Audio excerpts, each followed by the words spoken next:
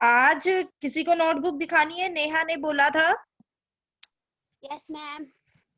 Yes Neha, आप show करिए अपना नोटबुक, वीडियो ऑन करिए। फिर उसके बाद हम समास स्टार्ट करेंगे।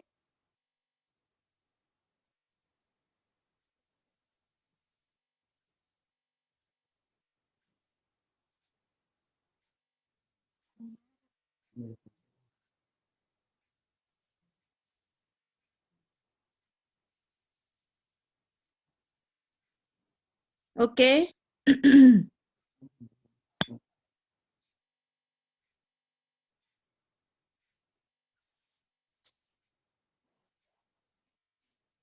ओके, लहासा की ओर, ठीक है। सांवले सपनों की याद।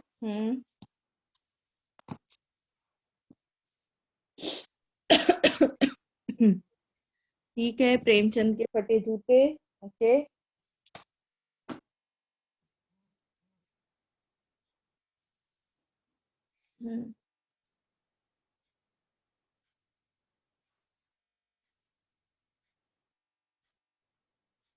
नेहा, आपकी वीडियो आ नहीं रही है बेटा। Neha, yes ma'am. आपकी वीडियो आ नहीं रही है।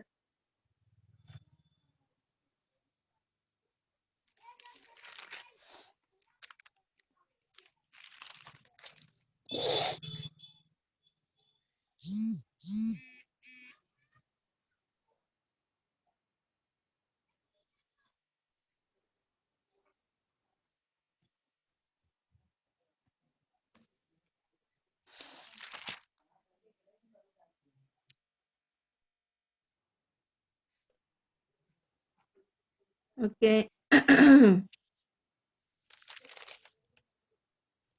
ये क्या है, कृतिका है? Yes ma'am. ओके। ओके, दिखा नहीं था ना मुझे बीच में। Good morning ma'am. मॉर्निंग बेटा। Thank you ma'am. Good morning ma'am. Good morning बेटा। मम्मी ये मैंने नहीं किया, इसका अर्थ क्या नहीं किया? मैम वो कोकिला वाले के लास्ट मैम वो पोयम के पैराग्राफ से ना वो नहीं किया मैंने। अच्छा अच्छा अच्छा। ओके। और मैम ये कृतिका के 17 चैप्टर बच्चे काम पे जा रहे हैं। ओके। और मैम व्याकरण की बुक नहीं है मेरे पास, इसलिए मैम मैंने व्याकरण नहीं अच्छा, तो आप तो नेहा तो शुरू से क्लास अटेंड कर रही हो ना बेटा। बाकी तो मैंने व्याकरण का समास, उपसर्ग, ये सब मैंने पीपीटी शेयर किया है।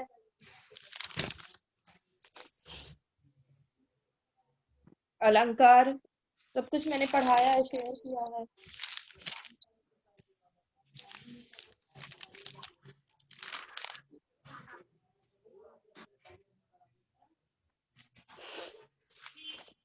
मैं ठीक है, ठीक है, आपका हो गया बेटा। Yes ma'am. वीडियो फिर ऑफ हो गई आपकी। ओके, नेहा का नाम नोट कर लिया है। और कोई बच्चा है क्लास में जिसने अपनी नोटबुक मैम नहीं मेरा दिखाई? नाम नोट किया कि नहीं मैम? किसका? अमीश का? Yes ma'am. यस बेटा, आपका नाम नोट है आधे नंबर पर, क्योंकि आपने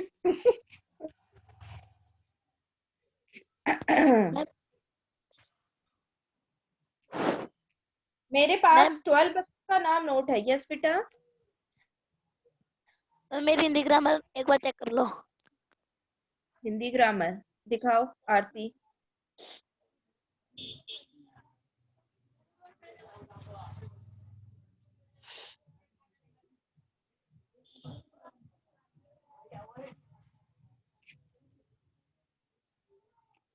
ओके, ये क्या लिखा है बेटा? एक मिनट दिखाना, उस पे फोकस करना, टॉपिक पे।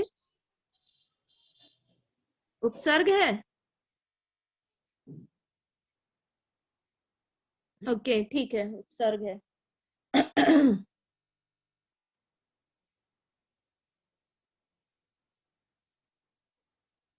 ठीक है, मैम हाँ बोलो बेटा। मैम मैं अपनी नोटबुक आपके व्हाट्सएप नंबर पे सेंड कर सकता हूँ? बादल, यस मैम। क्यों बादल, आप यहाँ पे दिखाओ ना, सारे बच्चे दिखा रहे हैं, यहाँ पे दिखाओ। क्योंकि मैम मेरी वीडियो ऑन नहीं हो रही है। नो मैम, झूठ बोल रहा है ये। मैम देखो, वीडियो क्यों नहीं? नो मैं मैम 11 वो बजे क्या तक बोलते, आपको दूसरे की कॉपी दिखाएगा ये। राइटिंग दिखाना है, में अभी मैम दिखा को दे। पता है। मैम आप मेरी राइटिंग जानते हो ना कैसी है?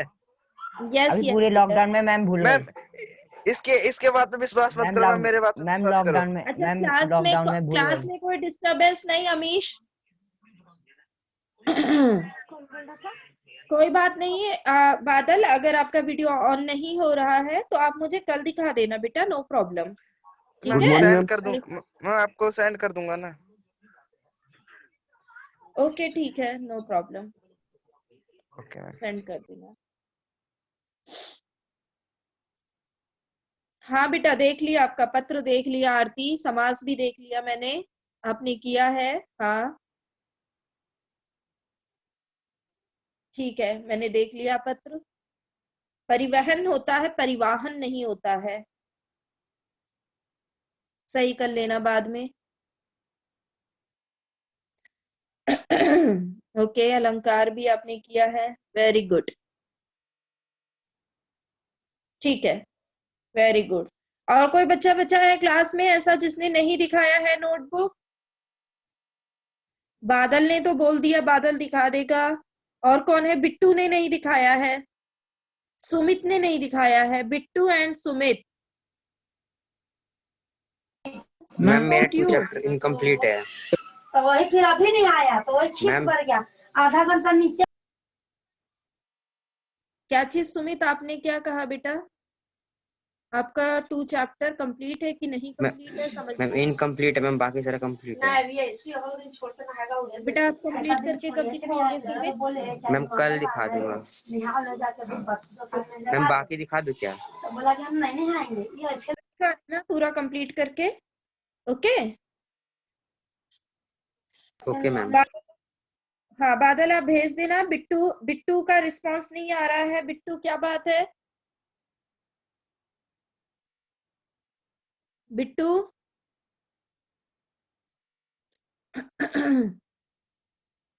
बाकी सारे बच्चों ने रिस्पांस किया है एक्सेप्ट बिट्टू। आवाज नहीं आ रही है बिट्टू, अनम्यूट करके कुछ बोलो बेटा।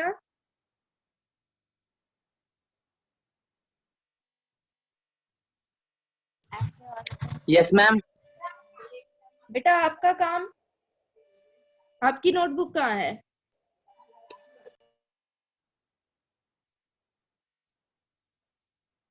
मैम बस क्षितिज और व्याकरण ही।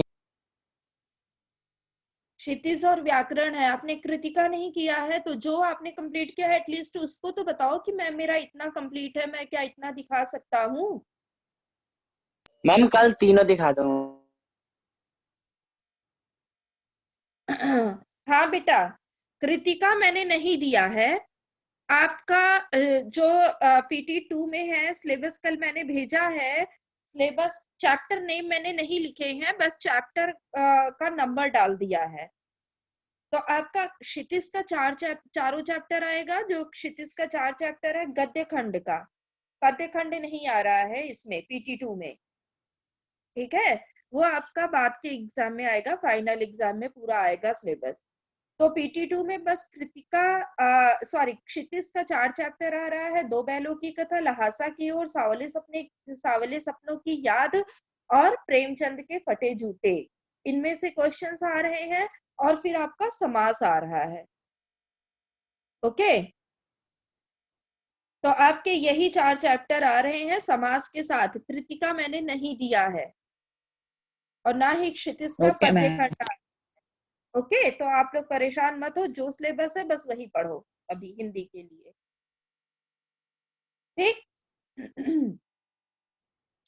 चलो, अब मैं आज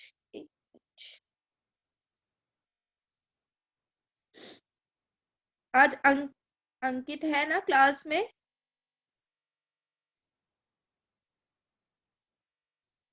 यस मैम। ओके ओके ठीक है।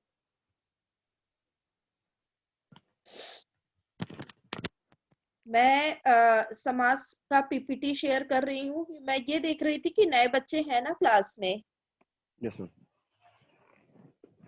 मैम मेरे को कल मैम 10 मिनट पहले मैम पता नहीं कैसे मैं बाहर हो गया था मैम। हाँ, मैं आपको पूछ रही थी, आप मुझे दिखे नहीं थे। मैंने कहा हो यस सकता है मैम। नेटवर्क। मैम ऐसा कुछ लिखा रहा था ma'am, the host will be block to you, ऐसा कुछ लिखा रहा था मैम। अच्छा, हो सकता है बाय मिस्टेक दब गया हो किसी से।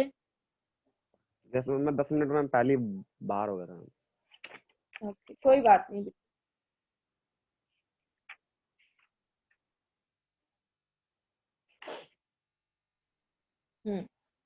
देखो, समास की पीपीटी मैं ग्रुप में शेयर कर दूंगी, पहले भी मैंने पढ़ाया है बच्चों को, ठीक है। तो समास का क्या अर्थ होता है, जैसे कल मैं पूछ रही थी आप लोगों से, समास का शाब्दिक अर्थ क्या होता है, संक्षेपीकरण या छोटा करना। जैसे कल मैंने आप लोगों से पूछा था कि अगर कोई बच्चा आकर के बोलेगा कि मैम आज मैंने घोड़े पर सवार व्यक्ति को देखा है, तो इसका संक्षिप्त रूप क्या हो जाएगा, इसको संक्षेप में करके आप कैसे लिखेंगे कि मैम घुड़सवार। आज मैंने एक घुड़सवार देखा है, ठीक है। आप ये तो नहीं बोलोगे कि घोड़े पर सवार व्यक्ति, घुड़सवार मतलब समझ जाएंगे हम कि घोड़े पर सवार व्यक्ति ही होता है। ओके, तो संक्षेपीकरण या छोटा करना ये आपको पता है। अतः जब दो या दो से अधिक शब्द अपने बीच की विभक्तियों का लोप कर जो छोटा रूप बनाते हैं उसे समास, समासिक पद या समस्त पद कहते हैं। जो छोटा रूप हो गया, जैसे कि घुड़सवार शब्द, वो क्या हो गया है, समासिक पद हो गया है। ओके, या समस्त पद कहेंगे, जो कई सारे पदों को मिलकर एक साथ लिख दिया गया है। जैसे और उदाहरण है, रसोई के लिए घर शब्दों में से के लिए विभक्ति का लोप करने पर नया शब्द क्या बन गया है, रसोई घर, जो एक सामासिक शब्द बन गया है। ओके, ठीक है, यहां तक समझ में आया? Yes ma'am. Yes ma'am. Next slide पे आते हैं। परिभाषा, वही परिभाषा हो गई है, दो या दो से अधिक शब्दों के मेल से नए शब्द बनाने की क्रिया को समास कहते हैं, ठीक है। सामासिक पद को विखंडित करने की क्रिया को समास विग्रह कहते हैं। जैसे मैंने आपको उल्टा दे दिया कि घुड़सवार व्यक्ति को आप तोड़ कर लिखिए, तो आप कैसे लिखेंगे, घोड़े पर सवार व्यक्ति, तो उसको क्या कहते हैं, समास विग्रह कहते हैं, ठीक है। मैंने आपको दे दिया रसोई घर को तोड़ के लिखिए, तो रसोई के लिए घर, उसको क्या कहते हैं, समास विग्रह कहते हैं। ओके, ये तो आपको पता ही होगा, छोटे से पढ़ते आ रहे हैं। किसी समस्त पद या सामासिक पद को विभिन्न पदों एवं विभक्ति सहित अलग करने की क्रिया को समास विग्रह कहते हैं। जैसे विद्यालय को तोड़ के लिखा गया है, विद्या के लिए आलय। माता पिता को विग्रह किया गया है, माता और पिता। ओके, तो समस्त पद और समास विग्रह समझ में आ गया आप लोगों को कि सामासिक पद और समास विग्रह किसे कहते हैं?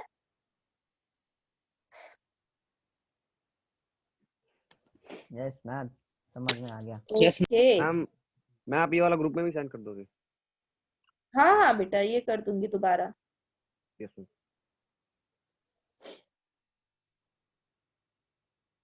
अब देखो, अब जैसे हर शब्द में, रसोई घर में, दही बड़ा में, घुड़सवार में, हर शब्द में दो पद होते हैं, ठीक है। हर शब्द में दो पद होते हैं, समास में ऐसा है।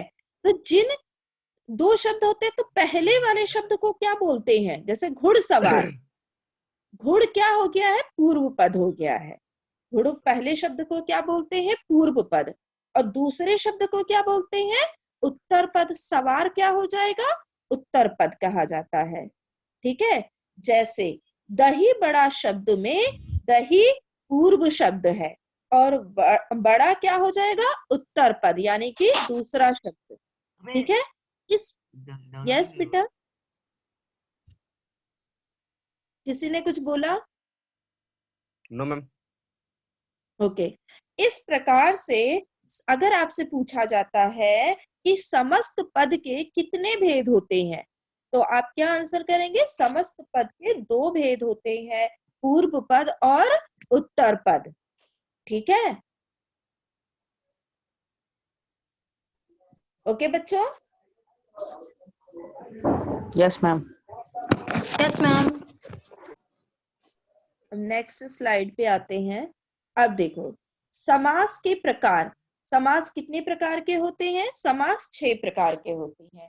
पहला अव्ययभाव समास, तत्पुरुष समास, कर्मधारय समास, द्विग समास, द्वंद्व समास और बहुव्रीहि समास। तो ये याद रखना, समास हमेशा 6 प्रकार के होते हैं। ओके।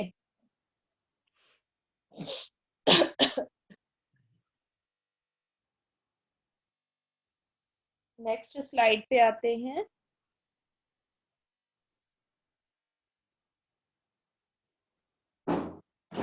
अब देखो, अच्छा ये बताओ, एक मिनट मैं ये वाला स्लाइड हटाती हूँ।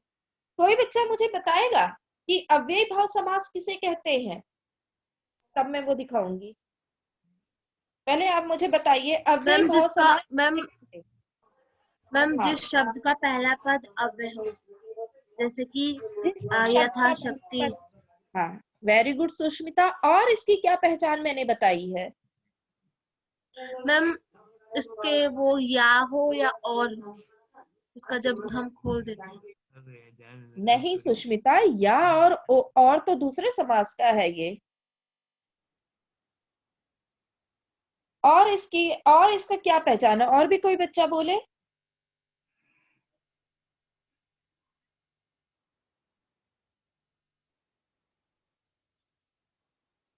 बताइए।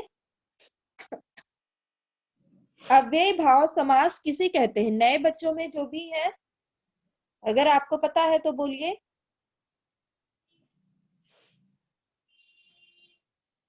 मैंने आप लोगों को पहले भी इतने अच्छे से पढ़ाया है ना। मैम जिस समास का पहला पद प्रधान हो और समस्त पद अव्यय हो, क्रिया विशेषण का काम करे, उसे अव्यय समास कहते हैं। ओके, ठीक है। और भी इसका मैंने पहचानने का तरीका बताया है कि जिसका, अभी देखो, अब ये वाला स्लाइड शो कर रही हूँ। अव्यय भाव समास, जिस समास में पहला पद प्रधान हो और समस्त पद अव्यय का काम करता हो, उसे अव्यय भाव समास कहते हैं। अव्यय का अर्थ क्या होता है? अव्यय का अर्थ क्या होता है?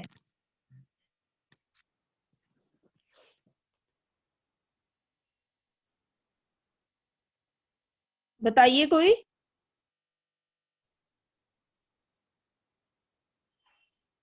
देखो इसका इजी सा एक याद रखना हमेशा। व्यय मतलब क्या होता है? खर्च होना। व्यय मतलब क्या होता है? खर्च होना। वैसे ही अर्थ, व्यय का अर्थ क्या होता है? खर्च होना होता है कि नहीं होता है? इतना ज्यादा मैंने व्यय कर दिया, ये शब्द आप पुस्तकों में पढ़ते हैं ना कहीं ना कहीं। तो व्यय मतलब खर्च होना होता है कि नहीं होता है? यस व्यय मैम, मतलब होता है। यस होता मैम। है ना। तो उसमें अ लग गया है, उसमें क्या लग गया है? अ लग गया है। तो ऐसे शब्द जो कभी खर्च ना हो, जो कभी बदले ना जाए, ठीक है, जिसमें कोई परिवर्तन ना हो, उसको अव्यय शब्द कहते हैं। ये ध्यान रखना हमेशा, ये इजी ट्रिक है। ठीक है। व्यय का अर्थ होता है खर्च होना, तो अव्यय ऐसे शब्द जिसमें कोई, अगर आपसे कोई पूछ लिया, आपने बता दिया कि पहला पद इसका प्रधान होता है, कोई पूछ लिया बेटा बताओ अव्यय भाव मैम समास किसे प्रधान मतलब कहते क्या हैं? होता है? प्रधान मतलब होता है कि ऐसा शब्द जिसमें जो वाक्य मतलब जो शब्द, दूसरा शब्द जो होता है उसी के ऊपर टिका होता है। अभी और उदाहरण के साथ में बताती हूँ, ठीक है। जिस समास में पहला पद प्रधान होता है, आपने ये बता दिया। अगर कोई पूछा आपसे कि बेटा बताओ अव्ययी भाव समास किसे कहते हैं, तो आपने बता दिया जिसका पहला पद प्रधान होता है और समस्त पद अव्यय का काम करता है, उसे अव्ययी भाव समास कहते हैं। लेकिन पूछ लिया अव्यय का मतलब क्या होता है, अव्यय का मतलब क्या होता है, तो आप क्या जवाब देंगे कि जिसमें कोई परिवर्तन ना हो, जिसमें कोई परिवर्तन ना हो। व्यय मतलब खर्च होना होता है और अव्यय मतलब जो खर्च ना हो, जिसमें कोई परिवर्तन ना हो। तो पहला पद या पूरा पद अव्यय होता है। वे शब्द, अब देखो यहाँ पे ब्रैकेट में मैंने लिखा है वे शब्द जो लिंग वचन काल कारक के अनुसार नहीं बदलते उन्हें अव्यय कहते हैं। ठीक है, अव्यय यानी ऐसे शब्द जो लिंग वचन काल कारक के कारण नहीं बदलते हैं कि ये शब्द हम कौन से लिंग में, पुल्लिंग में लिखेंगे, ये शब्द हम स्त्रीलिंग में लिखेंगे। ठीक है, वचन, ये शब्द हम एक वचन में लिखेंगे, ये शब्द हम बहुवचन में लिखेंगे। जैसे उदाहरण इसका प्रतिदिन, जैसे उदाहरण इसका प्रतिदिन। तो प्रतिदिन शब्द चाहे आपका पुल्लिंग में हो चाहे स्त्रीलिंग में हो, हम यही लिखेंगे कि अंकित प्रतिदिन 4 घंटे पढ़ाई करता है या सुष्मिता प्रतिदिन 4 घंटे पढ़ाई करती है। तो क्या प्रतिदिन शब्द मैम। में कोई परिवर्तन हुआ? आप ये बताइए, क्या प्रतिदिन शब्द में कोई परिवर्तन हुआ बेटा?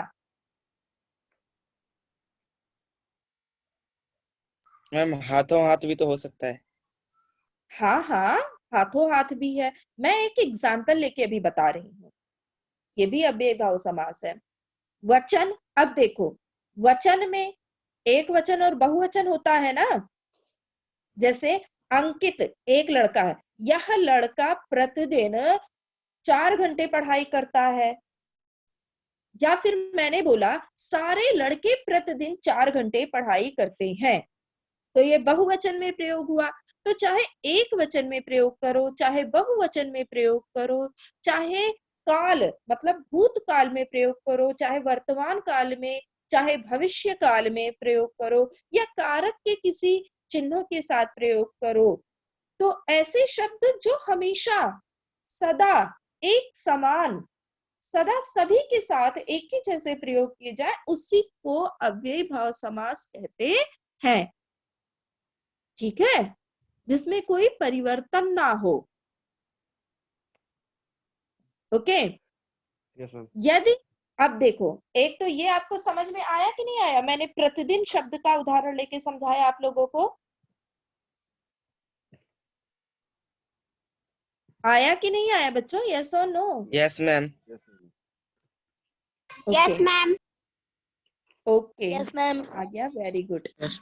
अब देखो इसका दूसरा क्या नियम बता रहा है, यदि एक शब्द की पुनरावृत्ति हो, पुनरावृत्ति मतलब रिपीटेशन हो, रिपीट किया गया हो, और दोनों शब्द मिलकर अव्यय की तरह प्रयुक्त हो, वहां भी अव्ययी भाव समास होता है। तो दूसरा ट्रिक इसका क्या है पहचानने का, कि जहां पे एक ही शब्द की पुनरावृत्ति हो। जैसे आपने अभी बताया हाथों हाथ, किसने बोला था? अंकित ने बोला था? मैम बादल। बादल ने बोला था। ओके बादल, हाथों हाथ शब्द आपने बोला, मतलब कि उसका क्या हो गया, हाथ ही हाथ में।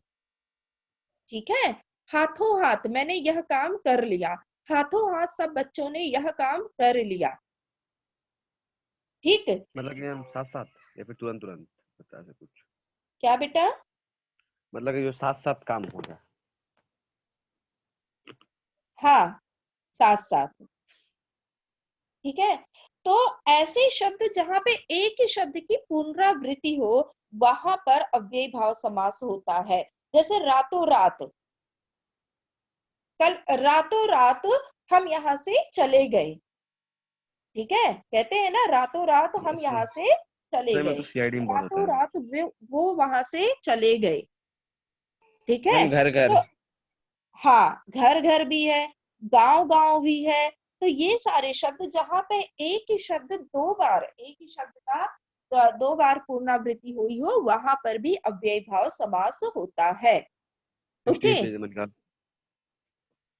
क्या बेटा? मैम आपको नहीं बोलना। तीसरा, इसका क्या नियम मैंने यहाँ पे लिखा है कि संस्कृत के उपसर्ग युक्त पद भी अव्ययी भाव समास होते हैं। यही मैं आप लोगों से पूछ रही थी सुष्मिता, आप लोगों को याद नहीं आया था कि ऐसे शब्द कुछ शब्दों में आगे क्या लगता है,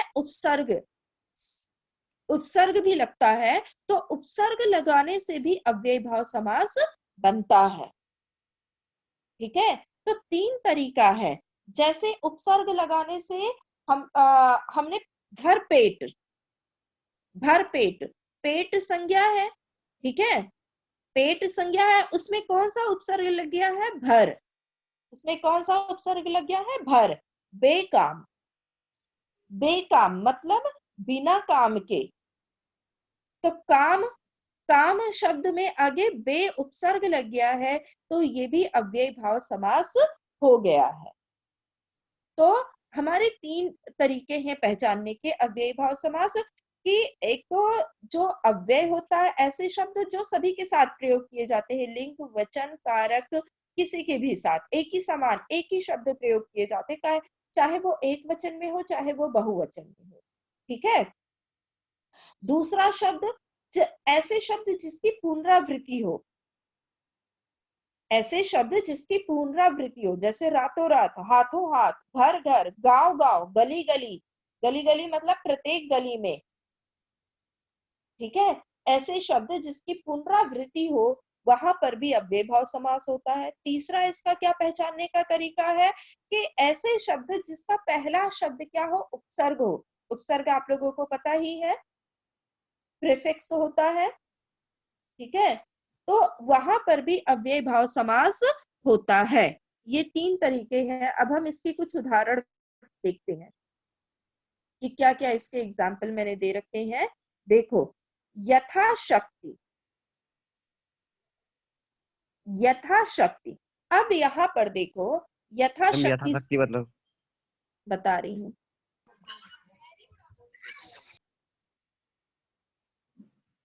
अब यहाँ पर देखो, यथाशक्ति शब्द है। यथाशक्ति मतलब क्या होता है, समय के, सॉरी, यथा समय पहला शब्द है, समय के अनुसार। यथा मतलब क्या होता है, अनुसार, यहाँ पर लिखा है। ठीक है, यथा मतलब क्या होता है, अनुसार, और समय तो आपको पता ही है, टाइम। तो यथा समय, समय के अनुसार। ओके, तो यथा समय शब्द बेटा हम सभी के साथ प्रयोग करेंगे, चाहे वो आपका एक वचन हो, चाहे बहुवचन हो, चाहे पुल्लिंग हो, चाहे स्त्रीलिंग हो। ठीक है, तो हम सभी के साथ ये शब्द प्रयोग करेंगे। उसी प्रकार से है यथाशक्ति। यथाशक्ति मतलब शक्ति के अनुसार। कोई भी बच्चा अपने शक्ति के अनुसार ही पढ़ाई करता है, अपने शक्ति के अनुसार ही मेहनत करता है, काम करता है। ठीक है, तो यथाशक्ति। फिर भरपेट, भरपेट का क्या विग्रह हो गया है, पेट भरकर। अभी मैंने जैसे बताया था, भर शब्द इसमें आ गया है, तो भर क्या है, उपसर्ग है। भर क्या है, उपसर्ग है। इस पे फोन पे लिखा नहीं जाता, ये उपसर्ग है।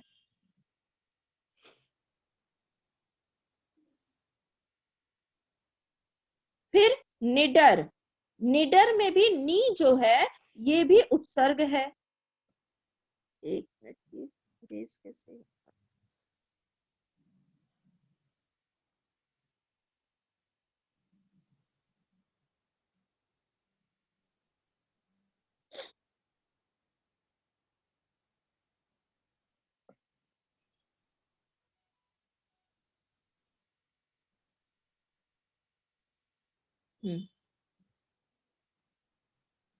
अब देखो, निडर, तो नी भी क्या है बेटा, उपसर्ग है, डर में लग गया है, बिना डर के। आप देखो पुनरावृत्ति वाला भी शब्द आ गया है, घर घर, यानी कि प्रत्येक घर, ठीक है। वह आदमी घर घर यह काम करने के लिए जाता है, या प्रत्येक घर में यह काम करने के लिए जाता है, एक ही अर्थ निकला। ओके, फिर है बीचों बीच। बीचों बीच मतलब ठीक बीच में, यह सामान तुम बिल्कुल घर के बीचों बीच में रखना, या ठीक बीच में रखना, एक ही अर्थ आता है। प्रत्येक, प्रत्येक का विग्रह क्या होता है? प्रति एक, मतलब एक एक। यह मिठाई तुम प्रत्येक बच्चों में, यह मिठाई तुम्हें प्रत्येक बच्चों में बांटना है, मतलब हर एक एक। बच्चों में, एक एक बच्चों में बांटना है। यस बेटा, मैं बोल रहा था कि एक एक। यस। तो समझ में आया अव्ययी भाव समास किसे कहते हैं? Yes ma'am. Yes ma'am. Yes ma'am.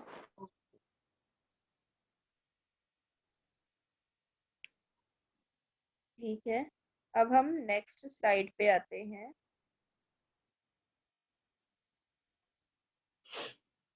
अब दूसरा आएगा आपका तत्पुरुष समास। ये बताइए तत्पुरुष समास किसे कहते हैं?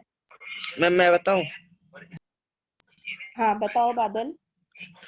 जिस समास का उत्तर पद प्रधान हो तथा व्यक्ति चिन्हों का लोप हो उसे तत्पुरुष समास कहते हैं।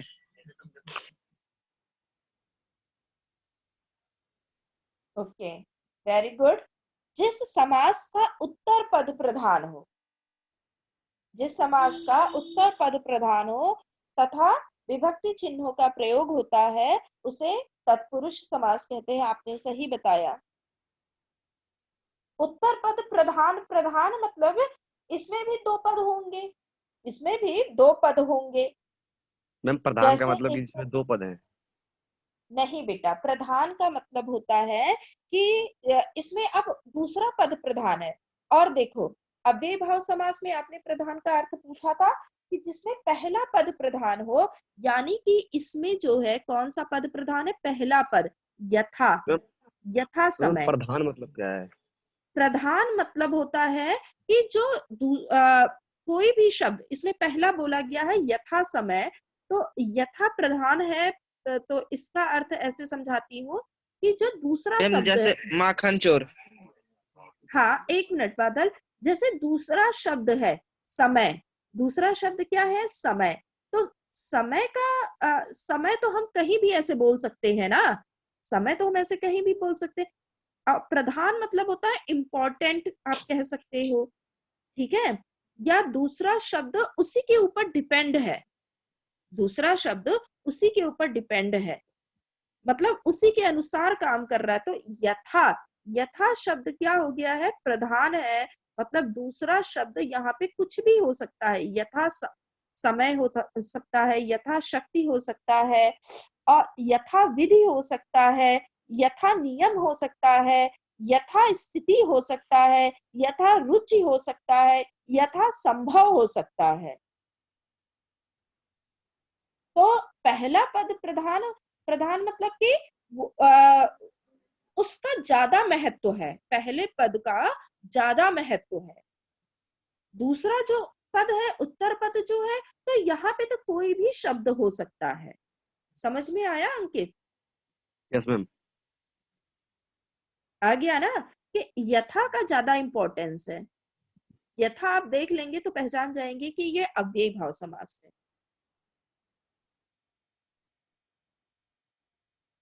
Did you understand? Yes ma'am. ठीक है, अब मैं तत्पुरुष समास समझाती हूँ। बादल ने सही जवाब दिया था कि जिसका उत्तर पद प्रधान हो।